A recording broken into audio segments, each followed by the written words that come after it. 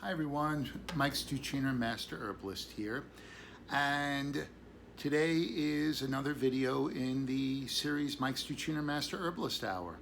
But you know who's here with me. My boy, my sidekick and my co-host, Bones.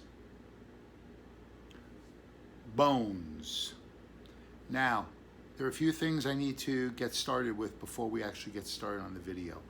Number one, Bones here wants to thank all the people who gave a thumbs up and a liking to the last video we did introducing Bones as my new co-host, number one. Now, Bones was pretty darn excited because he told me this a few days ago, and I gotta be honest with you, he could barely contain his enthusiasm, okay? See, this guy can barely contain his enthusiasm. But my thing is this, I'm not someone who likes to talk for someone else. So I think what I'm going to do is I'm going to give Bones a moment just to say thanks for showing the love to the boner. Okay?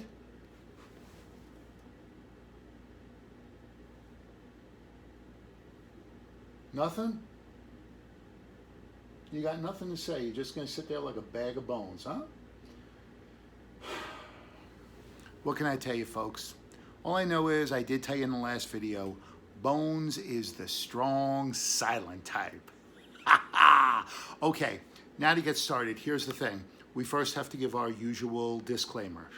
Today's video, like all other videos, the information you're about to receive is for educational purposes only and is not intended to be used to treat, prescribe, or diagnose any medical condition.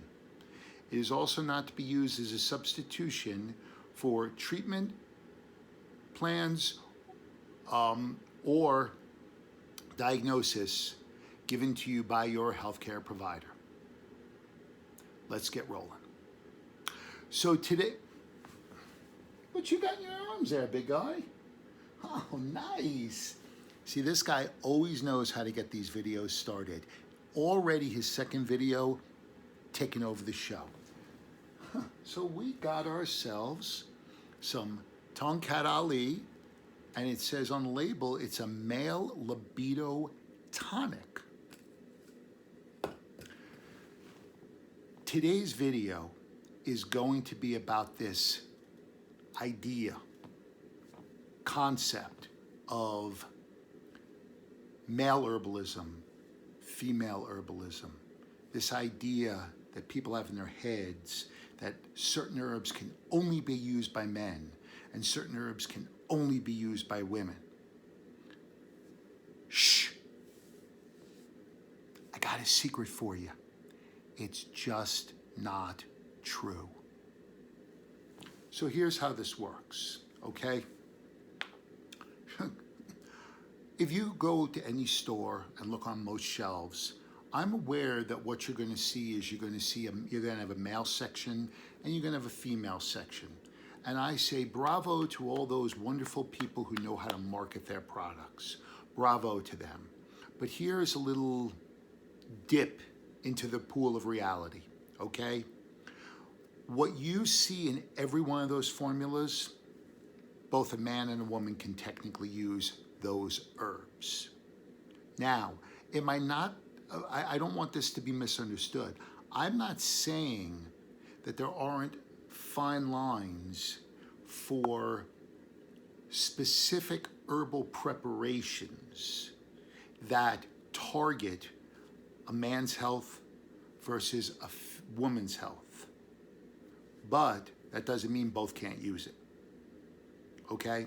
So, let me discuss the idea and the concept behind this whole big hooray, as they like to say.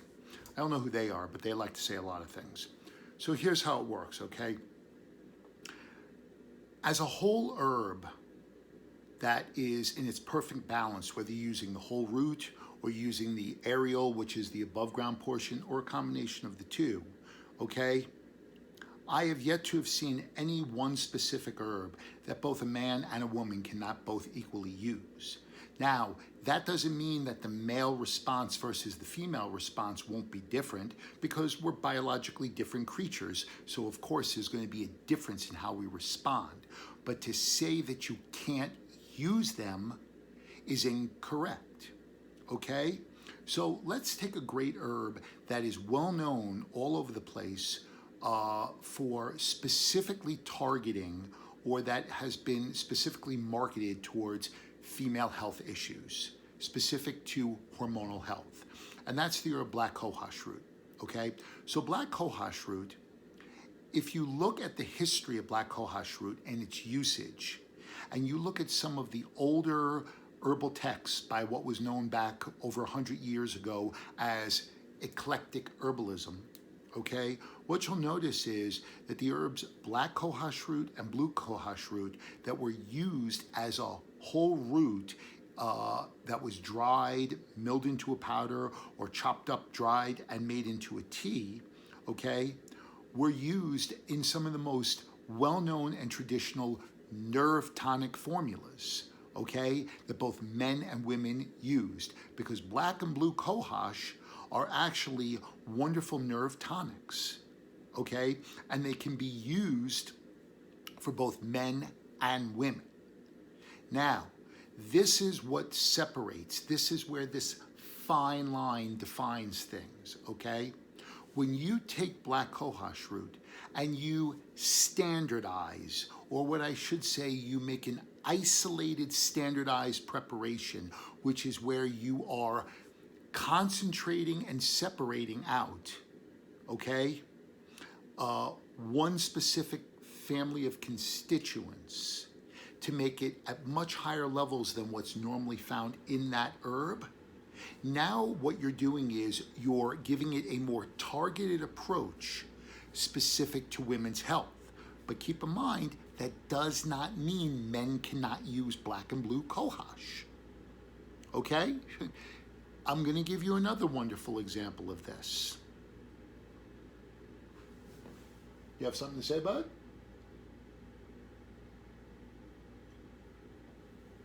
See? The man agrees with everything I'm telling you. Here's another example. There's a wonderful substance that used to be on the market, and it was called Ephedra. Now, for most of you who don't know, Ephedra, or the ephedrine alkaloid is what I should say, is found in many plants. But the one that was most well known was the herb mawong, okay? Now, as you'll notice, in today's world, and to date, ephedrine products have been taken off the market or are only behind-the-counter substances. Things like Sudafed has the ephedrine alkaloid in it, but it's the synthetic version. But there's technically no what you would call standardized ephedrine products on the supplement market anymore, okay? Now that doesn't mean that there aren't plants on the market that contain tiny amounts of the ephedra alkaloid, okay?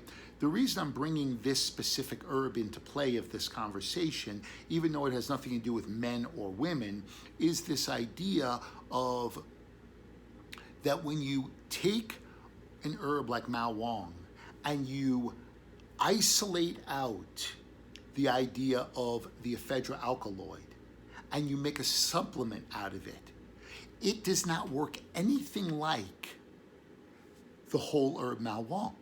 It is a completely different creature, and it has completely different mechanisms of action to it, okay? And that's the connection I'm trying to bring to you folks when we talk about an herb that's for men and an herb that's for women, okay? Now I'm going to go on the other spectrum. We're going to talk about an herb that's typically used in only male, when it comes to men, is the herb saw palmetto. Most people who know much about herbalism or anything about it, they understand that saw palmetto is a traditional tonic for prostate health. But that does not mean because women don't have prostate glands that their bodies don't benefit from using saw palmetto, okay? Because they certainly do in minor ways. Now, it's not typically something a woman would necessarily use on a day-to-day basis, but all I'm saying is it's not that a woman could not use saw palmetto, okay? Number one. Number two, I'm going to give another example, is herbs for libido health.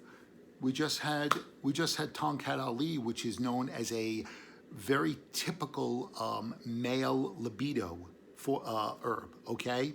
Does that mean women can't use it? Of course not. As a matter of fact, if you look at male libido formulas and female libido formulas, you'll actually find that there are many typical connections between the both of them.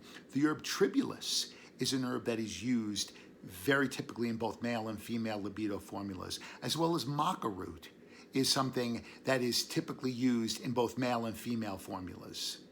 So I just want folks to understand that while there is a fine line that may exist in this area, that the line does exist, because to make the blunt or the outright statement that, oh my goodness, this herb is only for men or this herb is only for women is completely untrue. That is the broad bird's eye view of an herb. You have to look at the idea of what you're actually talking about. Are you talking about the whole herb, or are you talking about something that has been standardized to a specific family of compounds and made into something that's very different from that whole herb? So, as we sit here, as I'm about to end this video, I hope that this was educational. I hope that this has, let's say, taken you from a confused state of mind about this topic and sort of straighten out the idea and have a better understanding of it. And I hope that this has also made you all love Bones even more. Because as you can see, Bones is just sitting here agreeing with everything I say because he knows I'm right. Until next video, I hope this was educational. I hope you guys learned a lot. If you have any questions, leave them below. Mike Stuchiner, Master Herbalist, signing out. And Bones, signing out.